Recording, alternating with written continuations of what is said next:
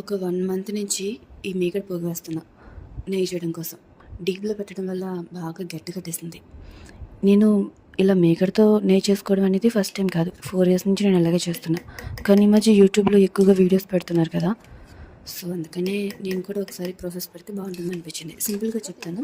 నచ్చితే సబ్స్క్రైబ్ చేసుకోండి. మీగడ మొత్తం చల్లారాక ఇలా మిక్సీలోకి తీసుకోవాలి. ఇలా గ్రైండ్ చేసుకోవాలి. గ్రైండ్ చేసుకునేటప్పుడు కొంచెం కూలింగ్ వాటర్ కానీ ఐస్ క్యూబ్స్ కానీ వేసుకోవాలి. అలా వేసుకుంటే వెన్న బాగా వస్తుంది.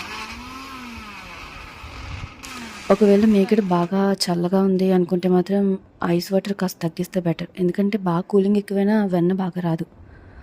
సో ఇలా వెన్న వచ్చిన తర్వాత మొత్తం అంతా ఒక బౌల్లోకి తీసుకోవాలి. తీసుకున్న దాన్ని కొంచెం వాటర్ వేసి వాష్ చేసుకోవాలి.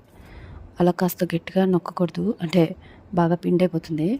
అది నెమ్మదిగా ఒత్తుతూ ఒక బౌల్లోకి తీసుకొని ఆ బౌల్ని స్టవ్ మీద పెట్టుకోవాలి. మంట సిమ్లోనే పెట్టుకోవాలి, ఎందుకంటే అడిగంటేస్తుంది.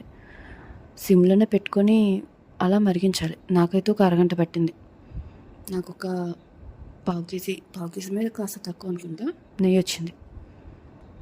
ఇలా కనిపించిన వెంటనే దించేసుకోకూడదు, గుడ్డు వాసన వస్తుంది. కాస్త బ్రౌన్ కలర్ రావాలి కింద, అప్పుడైతేనే నెయ్యి పర్ఫెక్ట్గా ఉంటుంది. కొంతమంది కరివేపాకు వేస్తారు, కొంతమంది తమలపాకులు వేస్తారు. వీడియో నచ్చితే సబ్స్క్రైబ్ చేసుకోండి. Thanks for watching.